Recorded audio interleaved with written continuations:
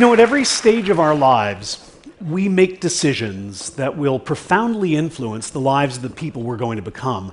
And then when we become those people, we're not always thrilled with the decisions we made. So young people pay good money to get tattoos removed that teenagers paid good money to get. Middle-aged people rush to divorce people who young adults rushed to marry. Older adults work hard to lose what middle-aged adults worked hard to gain.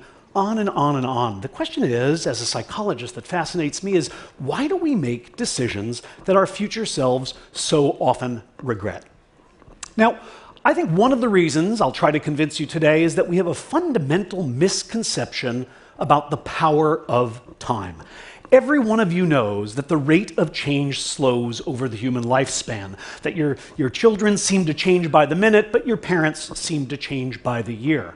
But what is the name of this magical point in life where change suddenly goes from a gallop to a crawl? Is it teenage years? Is it middle age? Is it old age? The answer, it turns out, for most people is now, wherever now happens to be. What I want to convince you today is that all of us are walking around with an illusion that history, our personal history, has just come to an end, that we have just recently become the people that we were always meant to be and will be for the rest of our lives.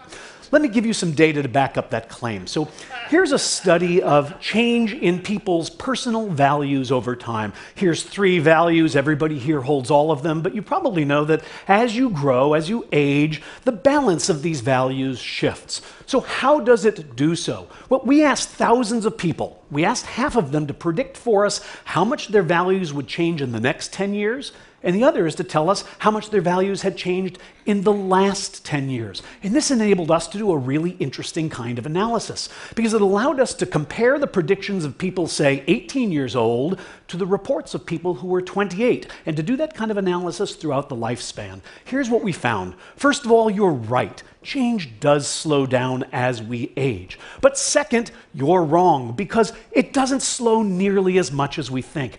At every age from 18 to 68 in our data set, people vastly underestimated how much change they would experience over the next 10 years. We call this the end of history illusion.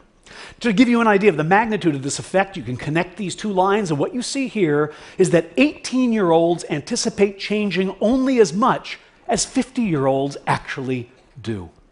Now, it's not just values, it's all sorts of other things. For example, personality.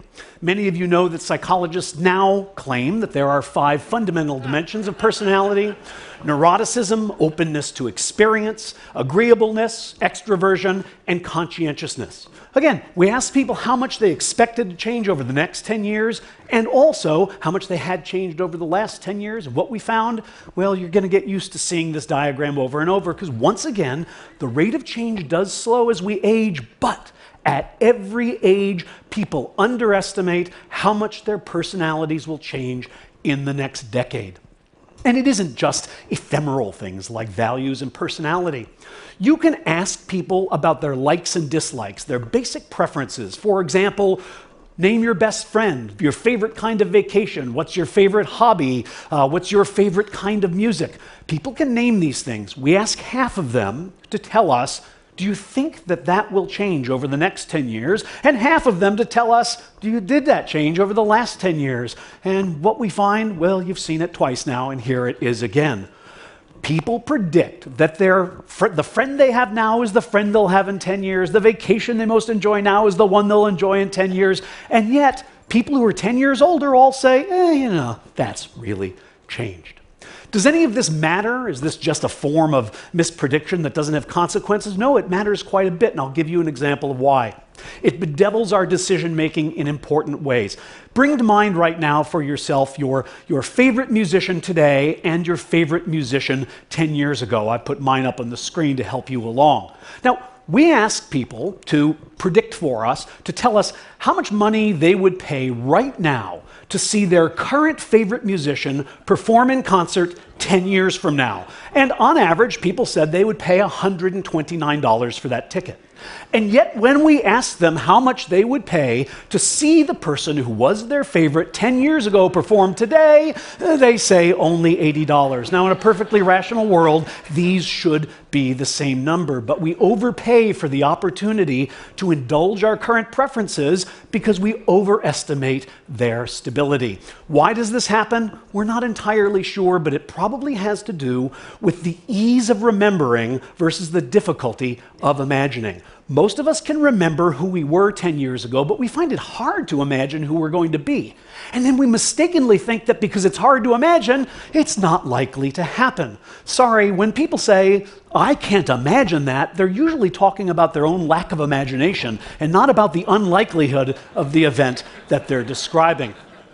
The bottom line is, time is a powerful force. It transforms our preferences, it reshapes our values, it alters our personalities.